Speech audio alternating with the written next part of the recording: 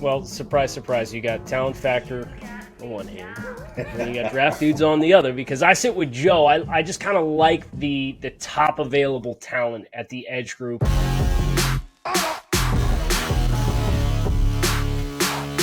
What's going on, everybody? Draft Network Scouting Staff here to talk about the dynamics of our first edition of the TDN100, specifically what talent pool positions have the best and most players to offer in our minds. And I'm going to kind of go around the room here and talk to each one of our scouts on staff, starting with you, Keith Sanchez. When I ask you about depth in the TDN100 and what your current perception is of the most available best players at one position, what position group comes to mind for you?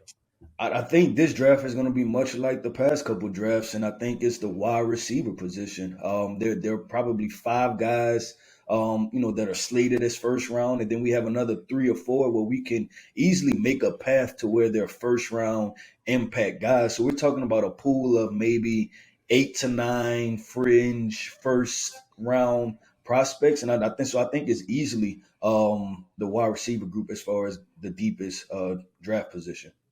Curious, did Joe or Damien, do you guys agree with Keith, or do you have a different position that you want to bring to the table? Joe, you're nodding your head. Dame, you're nodding your head. Dame, you go first. Yeah, no, I agree with Keith. I even filtered it a little bit just to kind of see what the numbers look like. Receiver, we have 17 receivers in the top 100. And I think the closest second one that I found was edge. Receiver has a lot of talent, but it has a lot of depth as well. Different body types. We know that everyone loves the big, people have their preferences. They want the big body kind of 50-50 ball. They want the shorter route runners that can separate on grass. And then you got the burners. We have a pool of just a lot of diverse talents. And I really like what we've seen. Like I said, 17, almost 20 receivers in the top 100. That's a lot of guys. I think wide receiver is a good answer, and it would probably be my number 2. But I'm siding with the edge rusher class here. I personally have 16 edge rushers in my top 100. And I think what the separator is for me, pun intended, from the wide receivers is that the blue chip talent that exists at the edge position, I think, is what distinguishes it for me from the wide receivers, where we've got dudes like Will Anderson, our consensus number 1 player, and Myles Murphy as kind of blue chip prospects on our board. And then I think you have to go a little bit further down to kind of see those first wide receivers. And then you just kind of look throughout, like the edge class. I can see Isaiah Foskey and Tyree Wilson and Nolan Smith as first round guys. Tons of guys throughout day 2 that I really like in terms of how we're forecasting guys at this point in the process. So I like the wide receiver group, but I think they have similar depth, but the edge class has the better top end talent, which gives it the edge for me. Well, surprise, surprise, you got talent factor on one hand, and then you got draft dudes on the other. Because I sit with Joe, I just kind of like the top available talent at the edge group. And Damien, you mentioned just the depth of wide receivers that made the list with 17 in the TDN100. I believe we have, 16 edge defenders in the top 100. So those two positions neck and neck. But I look at where I put the top talents, and I'm sitting here looking at 1, 2, 3. I'm not a math guy, so give me just a hot sec here. I've got 8 edge rushers in the top 50.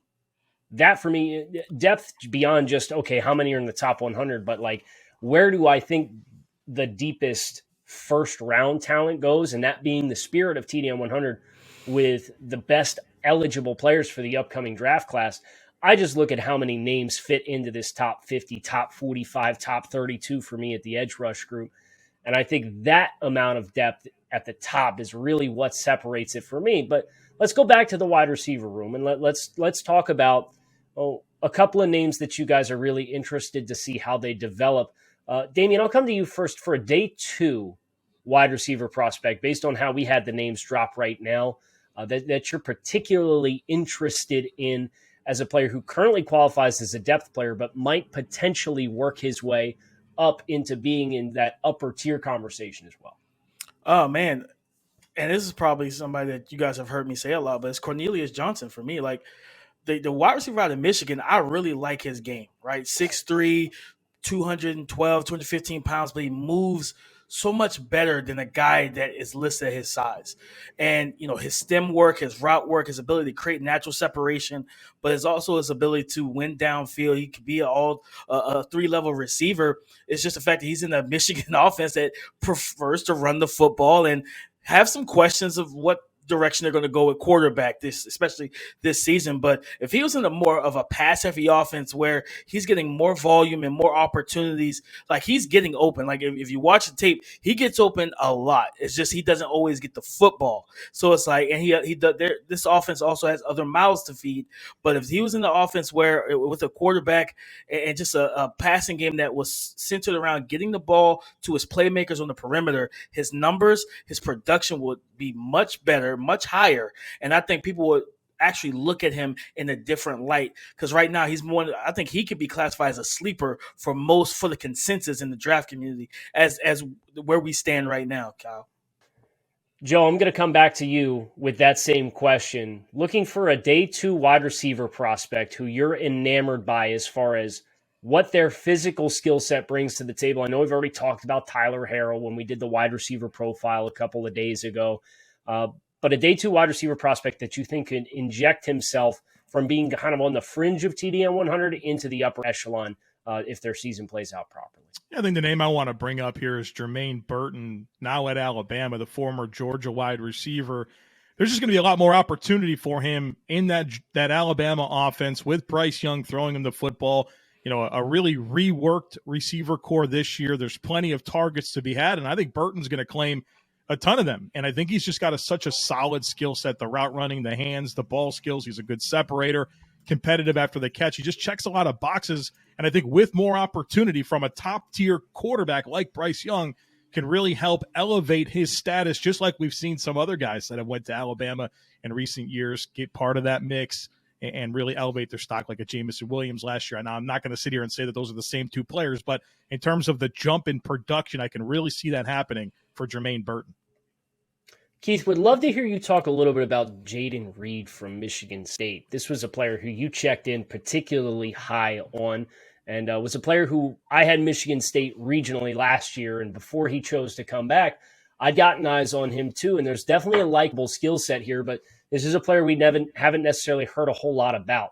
So talk about Jayden Reed from Michigan State as a player who made the bottom tier of TDN 100 and how he might be able to work his way up this coming season. Yeah, you're talking about a real fluid mover, right? And Michigan State has never been mistaken for an offensive powerhouse, right? As a program, but you're talking about a highly skilled wide receiver. And last year he split reps with with the wide receiver that went in the draft, Naylor. I'm sorry. So now he's going to be the man. He's going to be the man by himself. So I'm expecting his targets to increase, and I'm expecting his production to really blow up over this next year. I really appreciated his game. I think he's a guy that has outside and inside versatility. You've seen really strong hands, and he's a guy that showed up in their big time games. Michigan State, obviously, they're always looked at as a step behind of your Ohio States and your Michigans and your Penn States. But this is a player that athletic wise, he's on par with any of those teams and those receiving corps. So he's definitely a guy when we talk about a day 2 slated wide receiver that has the potential to maybe slide into that, that 30, 31-ish type position in the first round. He's definitely a guy that can slide into that position. Joe, I'm a little disappointed. Maybe for you, it is the right word, but Cedric Tillman from Tennessee, you got Tennessee regionally. And this is another one of those guys where, like, we both watch, you have nice things to say about, then I'm higher on him than you are, and vice versa. And we do this with dozens of players every single year. But Cedric Tillman's a guy for me that, like, I really got my eye on it. 6'3", 210, 215 pounds, had a big blow up in production last season with 64 receptions for over 1,000 yards. For his career, he's averaging 16.7 yards per catch. He had 12 receiving touchdowns last year. And he's playing in an offense that you have the expectation based on the tempo and how they play that he's going to have another very productive season.